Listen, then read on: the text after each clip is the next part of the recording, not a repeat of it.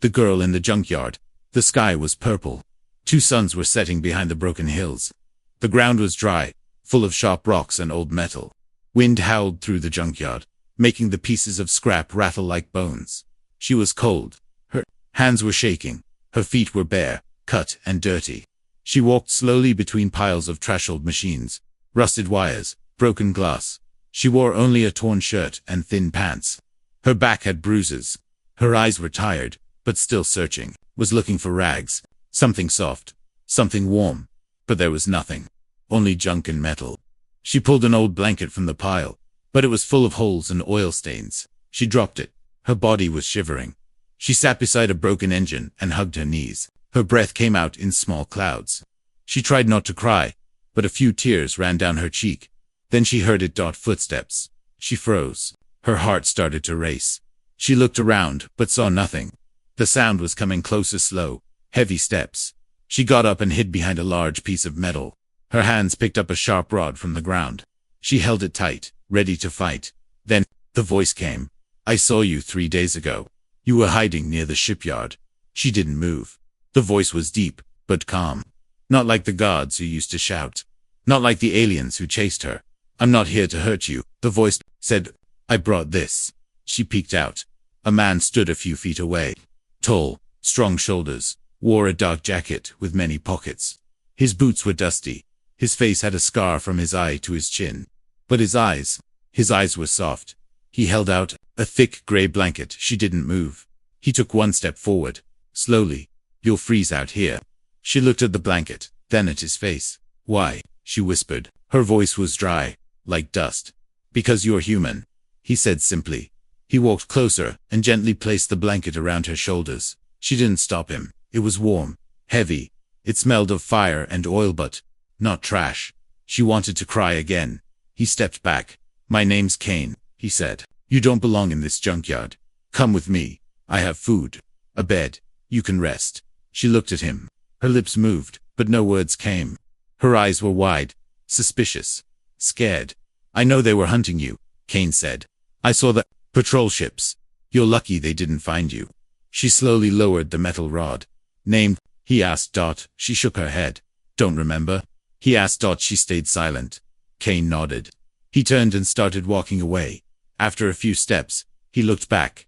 Stay here and freeze. Or come with me and live. He didn't wait for an answer. He kept walking. The girl stood still. Her body was warm now, but her mind was cold. She looked at the junk around her, the metal, the broken sky. Then she looked at the man, walking away without fear. Something told her to follow. She took 1 slow step, then another, then she walked fast. She caught up to him. He looked at her and smiled. Slightly. They didn't talk much. They walked through the dark piles of metal, past broken droids and crushed spaceships. The wind was cold, but the blanket helped. Finally, they reached a hidden place behind a tall pile of junk. A ship. Small, old, but working. Lights blinked. The door opened with a soft hiss. Kane let her go in first. Inside it was warm. Dim yellow lights glowed. The air smelled like coffee and grease. You can sleep there, Kane said, pointing to a small bed with clean sheets. Bathrooms that way. Don't touch the red switch. That's the engine vent. She looked around in silence. Hungry? He asked. She nodded once. He handed her a protein bar and a bottle of water. She ate slowly, carefully. Kane sat across the room, watching her. She finished the food. You have a name? He asked again. She whispered something he didn't hear. Say again. Double quotes. Lena, she said finally. Kane nodded. Good. Now sleep, Lena. We'll talk later. She lay down on the bed. Her body was tired. Her mind was racing. But she felt something strange. Safe. For the first time in years. Maybe ever. Before sleep took her, she whispered 1 word. Thank you. But Kane had already left the room. The stranger's ship. Lena opened her eyes. The ceiling above her wasn't the sky. It was metal. Smooth. Warm light glowed from a round lamp. No cold wind. No smell of trash. Just silence. And a soft humming sound, like a heartbeat in steel. She sat up quickly. Her body stiffened. The blanket slipped off her shoulders. She wasn't in the junkyard anymore. Her eyes darted around. The room was small. 1 bed, 1 chair. A shelf with folded clothes. Everything was clean. To clean. Her heart raced. Then she heard it, again, that hum. Not from outside. From the walls, the floor, the air itself. A ship. She was on a ship. She stood up slowly. Her feet touched the warm floor. There was a small window. Stars floated in black space. No planet, no junk, no chains. Just stars. And freedom. But how? The door slid open with a soft hiss. Kane walked in, holding a steaming cup in one hand. "You slept for 3 days," he said. His voice calm, as always. Lena didn't answer. She stepped back, watching him. He didn't move closer. He placed the cup on a small table and sat in the chair. "You had fever, infection. I cleaned the wounds. You're lucky." Still, no reply. Kane leaned back. "This ship's called Nomad. Old, but fast. Not many humans have ships anymore." He waited. Let her breathe. Let her think. Lena looked down at her arm, bandaged. Clean. She remembered pain. Then nothing. "Where are we?" she whispered. "Above planet K9, hiding in orbit. The junkyard's 3 clicks below." She stared at him. Her voice came out dry. "Why? Help me." Kane didn't answer right away. He looked at the stars through the window. "Because I saw something in your eyes," he said. "Not fear, not hate. Just a question." "What question?" she asked. He met her eyes. "Whether someone would ever be kind to you." Lena looked away. She wanted to cry again, but didn't. Her tears had dried long ago. Kane stood. "There's food. In the next room. You can eat, wash, change. You're safe here." He walked out. Lena stood in silence. Her hands touched the wall. It was warm, real. She stepped into the hallway. The ship was narrow, filled with soft yellow lights. She walked past buttons, wires, switches, old Earth tech, mixed with alien parts. Everything looked patched together, like Kane had built it. With scraps, she found the small kitchen. A plate sat there, bread, beans, a boiled egg. She ate slowly, watching the door. No one came. Then she saw something on the wall, a photo, a boy and a girl, both smiling. Kane was younger, standing behind them. Family. She didn't ask. Later, she sat in the engine room. It was quiet. Pipes hissed softly. A small screen showed the galaxy map. So many stars. So many worlds. And she had never seen any of them. Kane walked in. He handed her a small necklace. A simple metal tag. "Found this in your pocket," he said. Lena took it. Her fingers ran over the letters. Faded. Almost gone. She didn't remember what it meant. Maybe her name. Maybe someone else's. "I was born in a cage," she said quietly. "In a prison ship. I escaped last month." Kane didn't react. "They did things. Experiments. To humans like me." She looked up. "I'm not normal." Kane's voice was steady. "None of us are." He leaned against the wall. "There was a time humans ruled 5 systems. Then we lost everything. Now we hide, beg, steal. Some gave up. I didn't." Lena frowned. "Why?" He smiled slightly. "Because we're human. We fight. We survive. And sometimes, we help each other." She looked at him. For the first time, her voice was steady. "You don't know what I carry." Kane nodded. "You're right. But I know what you need." She waited. "A home," he said. The room was quiet. Outside, a small alert blinked on the ship's screen. A red dot moving in the distance. But they didn't see it yet. Not yet. What she was running from the engine room was dark. Only one small light blinked above the power core. Pipes hissed quietly. Metal groaned as the ship drifted through space. Lena sat alone on the floor, her back against a wall, her knees pulled to her chest. The gray blanket was wrapped around her, but she wasn't cold. Not on the outside. In her hand, she held a small metal pendant. Round, scratched, old. She didn't remember where it came from, but she always kept it close. Even when they locked her in that glass room. Even when they shocked her. Even when she screamed. Her fingers tightened around it. A sudden voice broke the silence. "You're not sleeping." She looked up. Kane stood in the doorway, holding 2 mugs. Steam rose from both. He walked in and sat across from her. Lena didn't speak. He handed her 1 mug. She took it. It was hot, bitter-smelling. "What is it?" "Something close to coffee," Kane said. "Don't ask where I got it." She sipped. It burned. But it made her feel human. Kane leaned back, watching her. "You come here every night," he said. "Same spot. Same pendant." She didn't answer. "You don't have to tell me anything," he added. "But if you keep carrying that weight, it will break you." Lena looked at the pendant again. They used to call me Specimen 13. Her voice was quiet, like it belonged to someone else. I wasn't born in a home. I was made, in a lab. On Station Vega 6. Kane didn't blink. The scientists were alien grells. Cold, sharp fingers. Smelled like metal. They ran tests, day and night. On humans like me. We weren't names. Just numbers. She paused. One by one, the others stopped breathing, or screaming, or thinking. I was the only one who lasted. She held the pendant to her chest. This belonged to a girl in the cage next to mine. She died the night they tried to open her brain. I took it when I escaped. Kane's face was still. Why did they test you? He asked. Lena looked up. Her eyes were darker now, focused. Because we weren't just test subjects. We were keys. Each of us had something inside. A code. A map. A secret from old Earth. Kane leaned forward. What kind of secret? I don't know, she whispered. But they said mine was special. Core-level encryption. Biolocked only works with my DNA. She looked scared now. Not because of the past, but because of what she might be. I think. There's something in me. A program. A message. Maybe a weapon. Kane didn't move, but his eyes sharpened. So that's why they want you back. She nodded. They won't stop. Not until they cut me open. Silence. Kane stood up. You're not going back, he said. How do you know? Lena asked.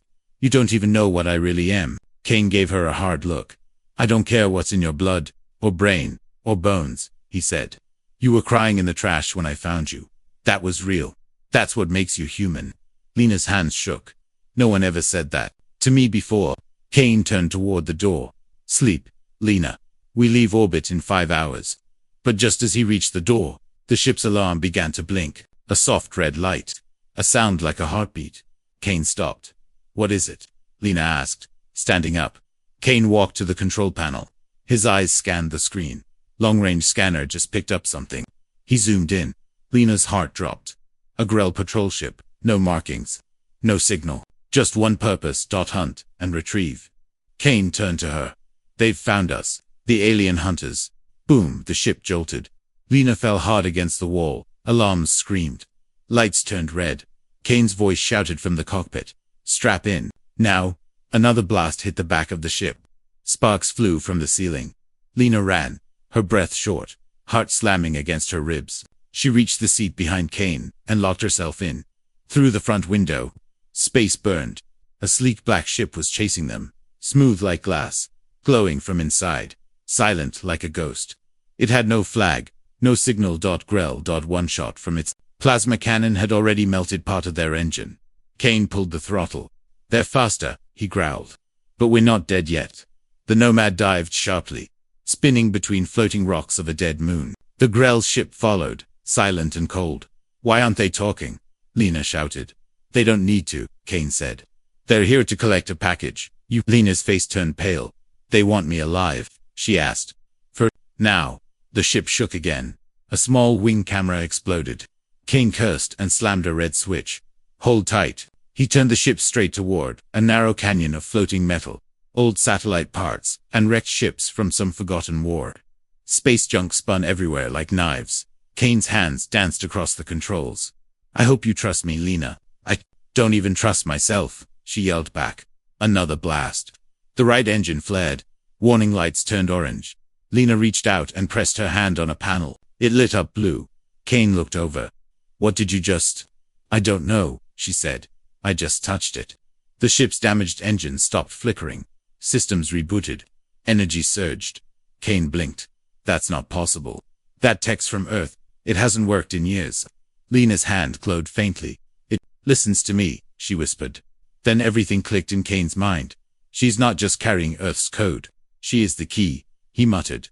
Behind them, the Grell ship fired again. Kane didn't hesitate. Time to disappear. He pulled a black lever.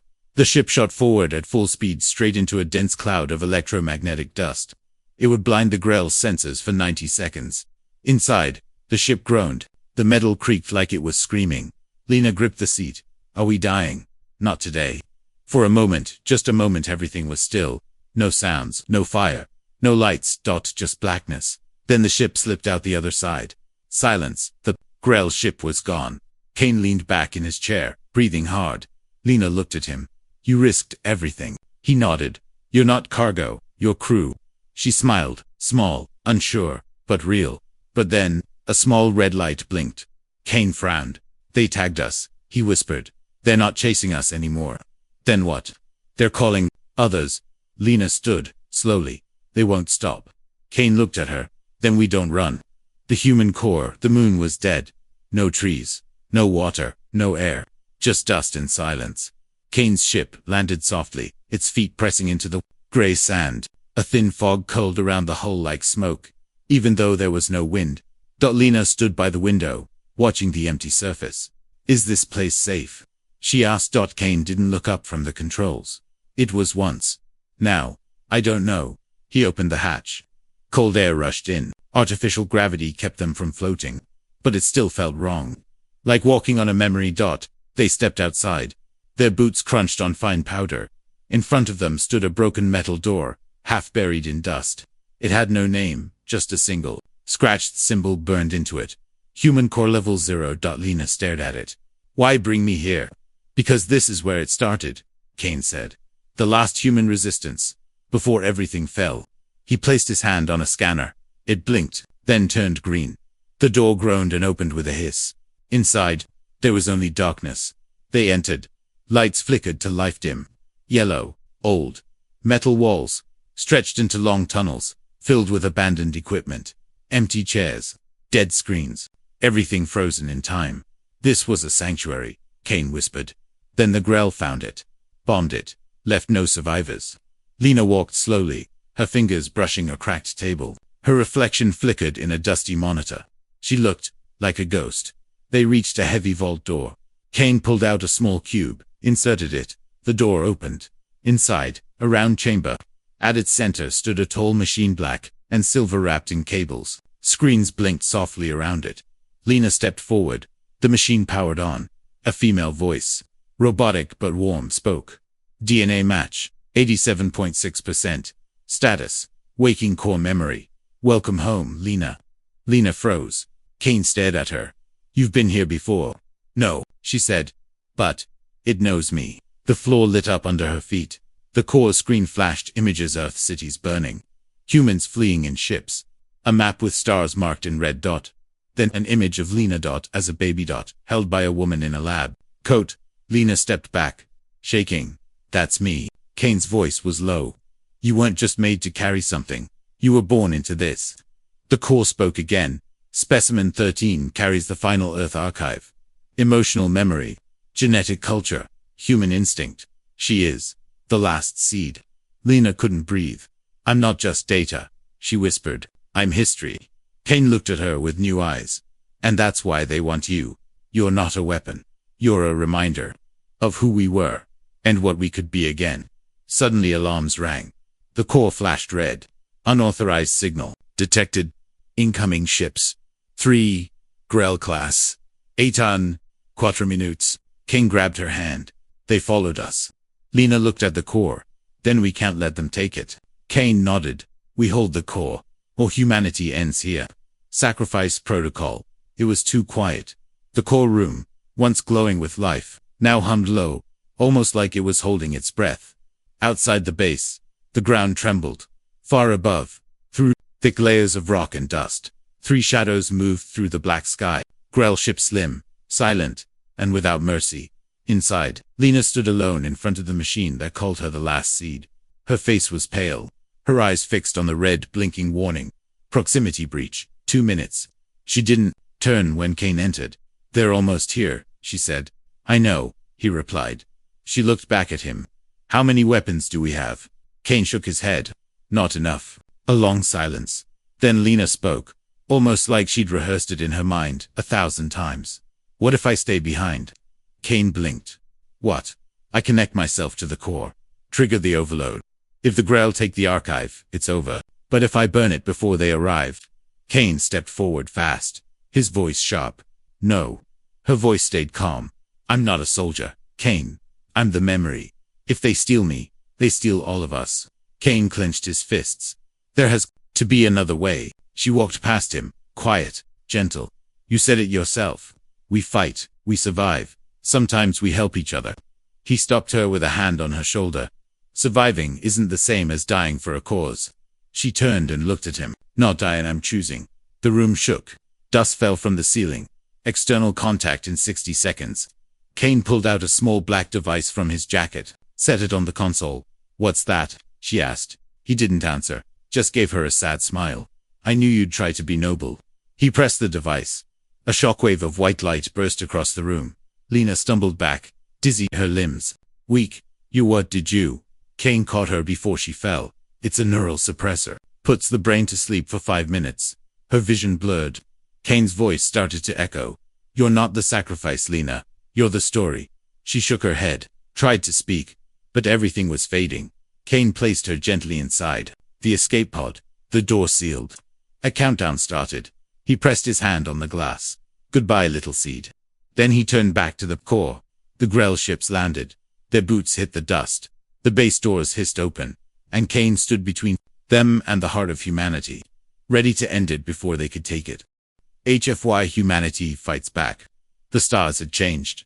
Lena watched them from the cockpit window of a different shipper, small rebel cruiser floating above a quiet moon. It had been 23 days since she lost Kane, but in her mind, it still felt like 5 minutes. The last thing she remembered was his hand on the glass, and the world going white. Now, she was here safe, but nothing inside her felt safe. A voice behind her broke the silence. You're Lena, right? The archive. She turned. A young soldier stood in the doorway, nervous, hopeful, dirty uniform. Human eyes, they said you'd come. He added. Lena said nothing. She looked at the stars again. Then she asked softly, where's the moon we left? The soldier lowered his eyes. Gone. The word hit her like a blade. Gone, she whispered. He nodded. It was ash when we arrived. No signal, no trace, no core, no Kane. She swallowed hard. Her fingers trembled. He triggered the sacrifice protocol. Maybe, the soldier said. But before the blast, a data capsule was launched. Lena stood up sharply. What kind of capsule? He walked over and handed her a small device shard. Cracked, still blinking. She took it, plugged it into the console. The screen flickered. Kane's face appeared. Recorded, calm, direct. If you're seeing this, I'm gone, or almost gone. Doesn't matter. What matters is what's inside you. You are not just a girl. You are not just data. You are the voice of every human who died trying to make sure we weren't forgotten. So don't run. Don't hide. Make them remember who we are. Lena's hands curled into fists. Kane's message ended. The screen now showed one blinking word. Activate Earthseed broadcast. She pressed yes. All across the rebel systems. A signal woke up. It wasn't a weapon. It was a story. Video logs, poems, blueprints, recipes, memories, laughter, songs, the soul of humanity. Buried deep in Lena's DNA, now sent out to the stars. Rebels who had lost hope stood straighter. Children who had never seen Earth now knew its colors, its pain, its beauty. Across alien systems, something strange happened. The Grell panicked, because they knew, you can destroy a planet, but you can't kill an idea. And then the humans started. Fighting back. Not with better weapons, with belief.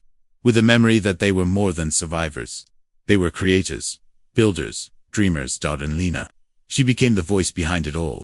Girl who once searched for rags in trash, now stood on the bridge of a rebel flagship wearing Kane's old jacket. She turned to her crew and gave the only order that mattered. Let's remind the galaxy what humans are made of.